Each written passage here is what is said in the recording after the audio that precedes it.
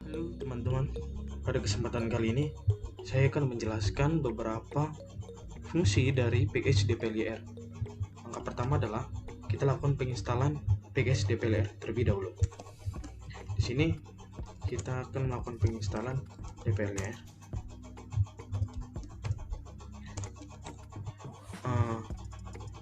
Untuk teman-teman yang belum menginstal package dplyr, bisa dilakukan penginstalan pada kolom ini, yaitu package, lalu install, lalu tinggal search dplyr seperti ini, kemudian install. Sini saya sudah menginstalnya terlebih dahulu, jadi pada kesempatan kali ini saya tidak perlu lagi menginstalnya. Selanjutnya, apabila teman-teman sudah melakukan penginstalan, untuk memastikannya teman-teman bisa melakukan pencarian pada kolom ini, yaitu dengan mencari fungsi dplyr. Nah, apabila sudah tanda checklist, maka package dplyr sudah terinstall di RStudio. Kemudian apabila sudah melakukan penginstalan dplyr, teman-teman bisa mengaktifkannya dengan menggunakan sintaks library dplyr. Kemudian lakukan run. Selanjutnya, untuk menjelaskan beberapa fungsi dari dplyr, kita membutuhkan dataset. Pada kesempatan kali ini saya menggunakan dataset data penerbangan yang ada di Amerika, yaitu saya mengaktifkan terlebih dahulu library-nya, yaitu library NYC Flight 13. Di sini saya lakukan run terlebih dahulu. Kemudian untuk melihat tampilan dataset pada NYC Flight 13 ini, saya memanggilnya dengan nama data, kemudian flight.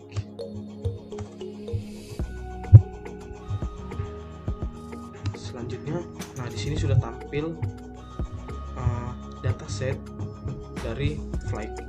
Untuk melihatnya, teman-teman bisa menekan dari kolom ini.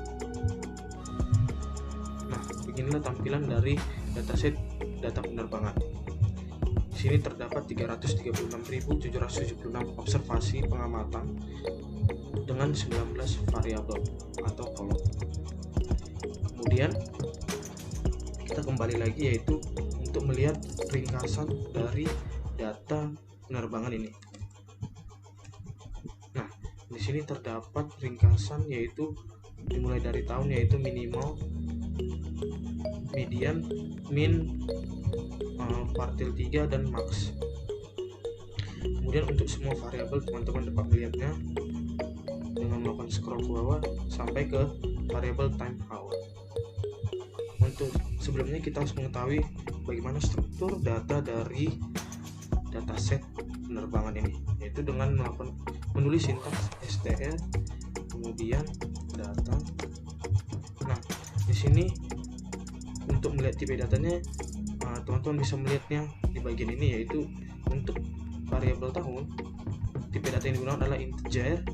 Kemudian untuk month, integer, day, integer. Di sini ada juga untuk yang depth delay, yaitu numerik. Ada juga flight, integer, baru, tail name, karakter, origin, dan data, dan beberapa variabel lainnya. Teman-teman bisa lihat tipe datanya. Kemudian untuk melihat penjelasan dari variabel yang digunakan, teman-teman bisa menggunakan, di sini ada fitur help. Kemudian teman-teman bisa mencari nama data setnya, yaitu flight, kemudian lakukan search. Nah, di sini sudah dideskripsikan beberapa variabel yang digunakan. Teman-teman bisa melihat di sini ada year, month, day, artinya adalah jadwal tanggal penerbangan. Kemudian di sini ada depth time atau average time. Teman-teman bisa melakukan mencocokkan data yang digunakan. Nah, di sini sudah tepat variabel apa sih yang digunakan sampai ke variabel time hour. Kemudian kita kembali lagi. Sebelumnya, untuk memudahkan penggunaan fungsi dplyr ini, kita lakukan di sini kan baris atau indeks yang digunakan ini masih bawaan dalam RStudio, yaitu 1, 2, 3 sampai kita bisa melihatnya sampai 3, 3, 6, 7, 7, 6 sesuai dengan informasi yang ada di sini. Selanjutnya kita ingin membuat kolom sendiri dengan sama dengan kolom yang bawaan dalam R, yaitu dengan menyiapkan row names menjadi sebuah kolom baru. Di sini tadi kita menggunakan inisiasi data, kemudian untuk menggabungkan atau menambahkan kolom kita bisa menggunakan sintaks gbind baru kita membuat nama kolomnya yaitu nomor sama dengan row names, kemudian nama datanya, kemudian data, dan lakukan run. Sebentar, di sini ada yang salah. Di sini kurang.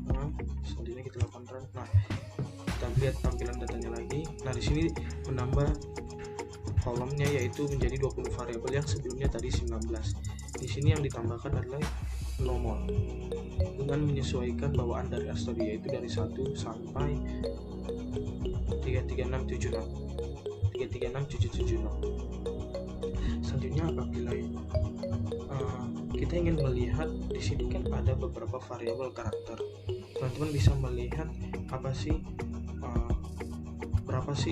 ada berapa banyak, dan kita ingin mengetahui untuk yang variabel karakter ada berapa jenis karakter. Di sini kita bisa menggunakan sintaks unique data pakai $, kemudian karir, bisa lakukan run. Nah, di sini terdapat ada UA, AA, B6 sampai UO. Ini merupakan variabel karir, jenis-jenis dari variabel karir. Kemudian di sini kita bisa mencari lain variabel karakter yang lain, itu data menggunakan $, kemudian origin. Di sini mungkin maksud dari origin di sini adalah asal dari keberangkatan. Kemudian unique data baru atau destinasi atau tempat tujuan yang ingin dituju. Di sini ada banyak sekali jenis dari tempat tujuan. Selanjutnya fungsi dari DPL yang pertama, kita ingin menggunakan fungsi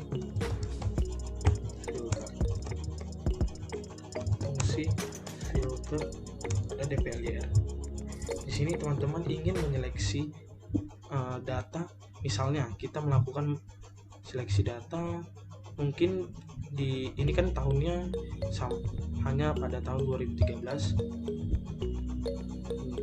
Di sini dimulai dari month atau bulannya sampai bulan ke-12. Jadi teman-teman misalkan ingin menyeleksi data pada bulan April tanggal 5 dengan daerah asal. Di sini bisa kita lihat daerah asal yang kita gunakan, misalkan ada EWR. Kemudian tujuannya yaitu bisa kita lihat di sini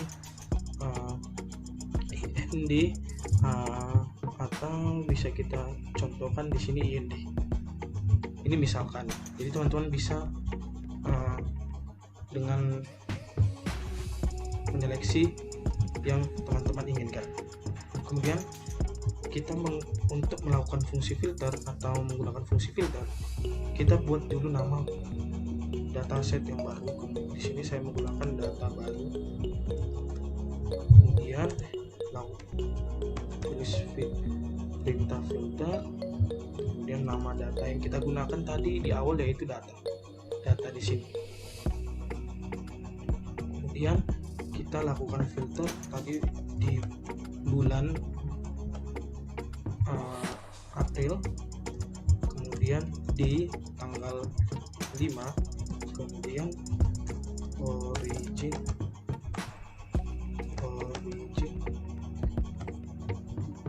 sini karena untuk variabel origin bertipe karakter kita menggunakan tanda petik yaitu EWR sesuai dengan yang ada di sini.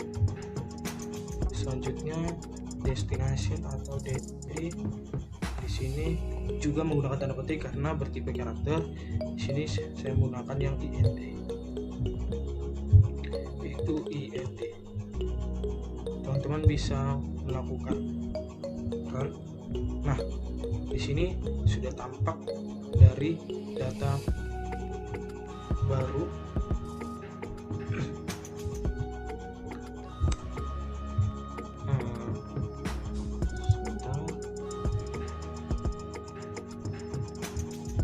data di IND destination. Oh, di sini ada kurang tanda sama dengan. Jadi tanda sama dengan yang digunakan yaitu sebanyak 2 kali, itu menandakan dalam RStudio adalah sama dengan. Nah, sudah tampak di sini bisa kita lihat ada sebanyak 3 observasi dengan jadwal penerbangan pada bulan 4, yaitu D-nya 5, kemudian ada originnya AWR, dan destination atau des di sini IND. Jadi kita bisa menyeleksi dengan kondisi tertentu yang kita inginkan. Di sini saya menggunakan hanya 4 kondisi. Jadi teman-teman bisa menggunakan banyak kondisi. Itulah penggunaan fungsi filter yang ada dalam package DPLYR. Kemudian sebenarnya ada cara manual tanpa menggunakan DPLYR, yaitu seperti ini. Data baru di sini kita buat yang inisiasi nama yang baru, yaitu di sini saya menggunakan data baru 1, kemudian nama data tanpa menggunakan filter yang merupakan bawaan dari RStudio. Kemudian data, kemudian kita menggunakan mount sama dengan 4, kemudian kita lakukan lagi data D-nya sama dengan 5. Sebentar, di sini bawaan dari R kita jangan menggunakan koma, di sini pakai simbol dan. Kemudian di data origin, kemudian kita gunakan originnya adalah EWR dan di sini data des di sini, kemudian IND, kemudian di sini kita tambahkan koma karena ini adalah untuk yang baris. Di sini kita menyeleksi untuk semua kolom, koma, baru di sini kita kosongkan. Selanjutnya kita lakukan run. Nah, di sini sudah tampak data baru 1. Nah, sama seperti fungsi filter yang kita gunakan. Jadi hasilnya sama. Dia akan menyeleksi pada bulan 4, D-nya 5, dan originnya EWR, dan destination adalah IND. Jadi teman-teman bisa menggunakan fungsi filter atau bawaan dalam R. Jadi saya sangat menyarankan teman-teman bisa menggunakan fungsi filter yang ada dalam package DPLYR.